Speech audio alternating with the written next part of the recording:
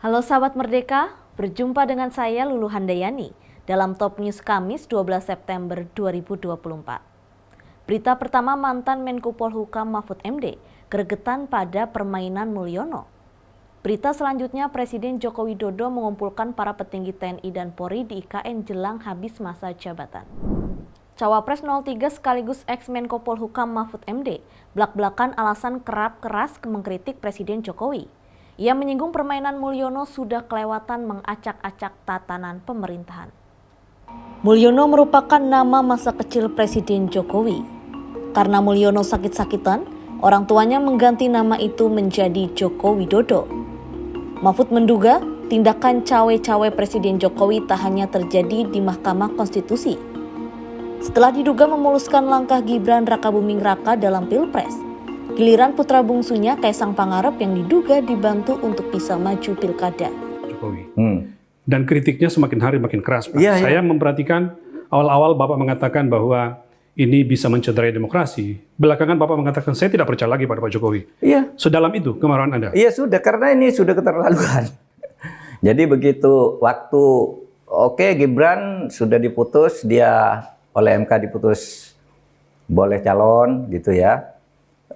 Kemudian saya katakan karena ini putusan peradilan kan harus diikuti. Putusan pengadilan itu meskipun salah kan harus diikuti kan. Ya MK sudah mutus, sudah diikuti. Yeah.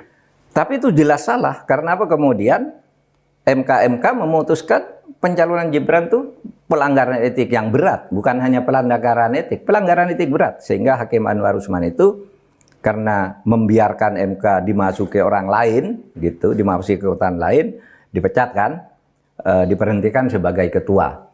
Nah, tapi keterpilihan Gibran itu, kebolehan Gibran ini kan tidak bisa diganggu gugat. Kalau enggak, kalau hanya karena MK lalu Gibran batal, kan kacau kan agenda pemilu. Saya biarin, saya bicara dulu secara halus kita ikuti, tapi hakimnya salah gitu.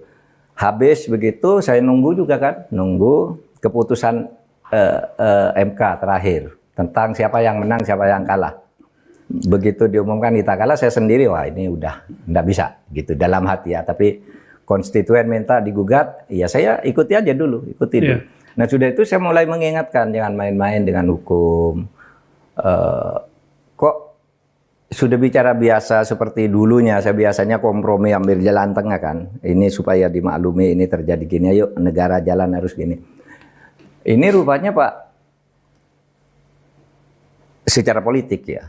Pak Mulyono itu semakin parah mainnya. Pak Jokowi maksudnya kan? Iya. Kenapa? Kok kemudian main lagi di Mahkamah Agung? Wah. Tapi ini confirm Pak ya, bahwa itu semua desain dari... Iya diyakini secara politik. Diyakini secara politik. Iya kan? Gimana caranya seorang Hakim Agung memutus sesuatu yang menurut undang-undang hanya boleh dibatalkan oleh Mahkamah Konstitusi. Lalu menjadi konform bahwa salah keputusan Mahkamah Agung ini ketika MK memutus bahwa itu bukan urusan Anda. Ini udah benar nih undang-undang, kan menjadi konform. Bahwa itu ada permainan. Nah siapa yang main lalu itu analisis politik kan. Betul. Dia bisa nunjuk orang begitu, tapi analisis politik itu memungkinkan karena yang paling berkepentingan di situ memang keluarga Pak Jokowi. Bahkan si Kaisang bilang, oh saya siap calon, kan gitu kan. Bahkan sebelum diberitakan pergi ke dengan apa namanya private jet ke Amerika itu kan dia masih mau deklarasi di Jawa Tengah. Di Jawa Tengah kan ya. Siap deklarasi. Nah, sebelum itu lagi dia sudah menyatakan saya siap menjadi calon baik melawan Ridwan Kamil maupun melawan Anies untuk Jakarta. Oh, masih ada tuh rekamannya semua. Artinya dia yang berkepentingan dengan itu semua. Berita selanjutnya, Presiden Jokowi mengumpulkan sejumlah jenderal TNI dan Polri di IKN. Jokowi depan Prabowo Subianto memberikan sejumlah perintah kepada petinggi TNI Polri.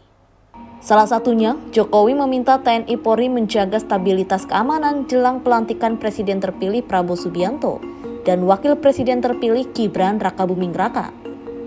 Jokowi meminta TNI dan Polri betul-betul menjaga stabilitas keamanan saat ini. Sebab setelah pelantikan Presiden dan Wakil Presiden terpilih, akan ada pemilihan pilkada serentak pada November 2024.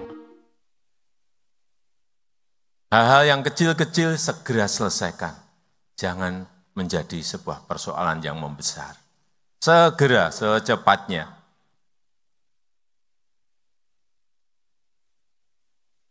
Sekali lagi, sehingga saya minta TNI dan Polri harus menjaga betul stabilitas. Mendukung penuh transisi pemerintahan.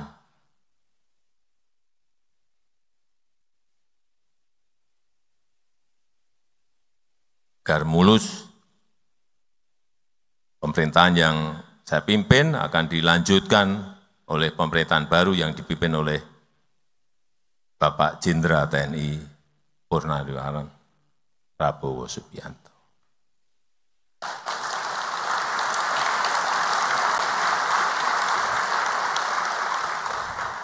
Pastikan proses transisi ini berjalan dengan baik dan lancar. Jangan sampai ada riak-riak yang berpotensi mengganggu. Demikian informasi kali ini bersama saya, Lulu Handayani. Simak berita lainnya hanya di merdeka.com.